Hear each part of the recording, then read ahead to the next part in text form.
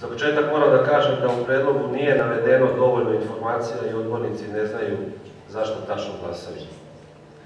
Pre svega nije objašnjeno na koji način će biti obezbeđena transparentnost trošenja budžetskih sredstava, već izgleda da će novoformirana komisija imati prevelika ovlašćenja kojima će biti omogućene velike zloupotrebe. Zbog toga, izvestiocima opštinskog veća postavljam sledeća pitanja. Da li će u predlogu budžeta biti navedeno koliko novca se troši za koju manifestaciju? Ili će biti navedena samo ukupna cifra koju će kasnije ova nova komisija raspoređivati po svom nahođenju? Ukoliko to bude slučaj, kako će se obezbediti transparentnost trošenja ovih sredstava, koja će sigurno biti značajna? Ko će biti organizatori manifestacije? Da li ćemo imati primere kao u Inđiji, gde je ovih dana za organizaciju velikog festivala angažovana firma koja je osnovana pre mesec dana? Za tu namenu iz opštinskog budžeta pomenuta firma je dobila 6 miliona dinara da sa njima raspolaže kako želi. Da li se ovakav scenarij sprema i kod nas?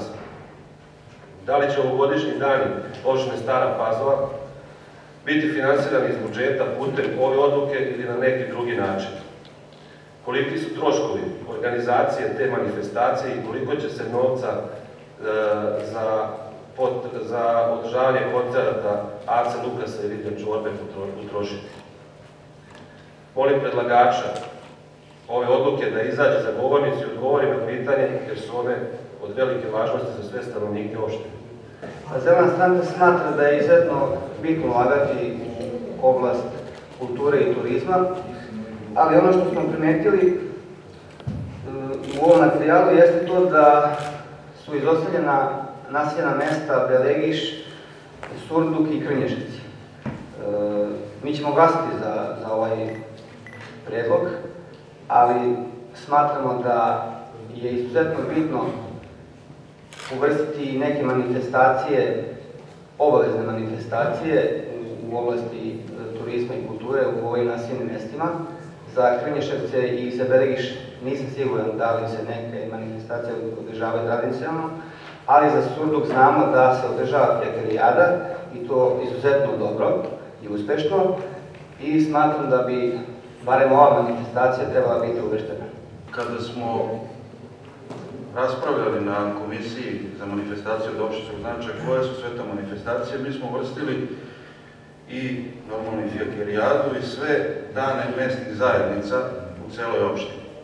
Nakon konsultacija sa predsednikom dogovorili smo da se, pošto je Fjakarijada istog dana kad je i dan mesne zajednice Surduk, predsednik je imao predlog i mi smo se složili da svi dani mesnih zajednica se finansiraju preko mesnih zajednica. Znači da to ne budu manifestacije od opštinskog značaja u smislu da budu prisutne u ovoj odluci, nego da, s obzirom da sve mesne zajednice imaju svoj dan i da se tog dana održavaju i kulturni, i sportski, i druge vrste programa, da one budu na taj način finansirane. I normalno da će opštinsko veće određivati organizatora manifestacije, to će uglavnom biti ili neko kulturno-umetničko društvo koje dugi niz godina je organizator manifestacije ili neko drugo udruženje građana i normalno da će, kao i što je do sada uvek bio slučaj, bez ove odluke je to uvek slučaj da svakako organizator manifestacije mora da opravda ta sredstva, da podnese račune za utrošena sredstva, da podnese izvode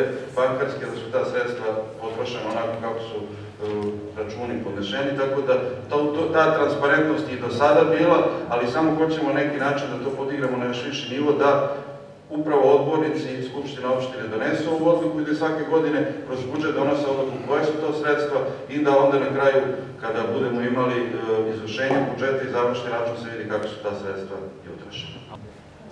Zamolio bi izvestioca opštinskog veća da izađe i da kaže koliki su troškovi za koncert Ace Lukasa i za koncert Riblje čorbe, pošto su oni već najavljeni, znači da će oni biti organizovani. Pa bih molio da izađete i da odgovorite.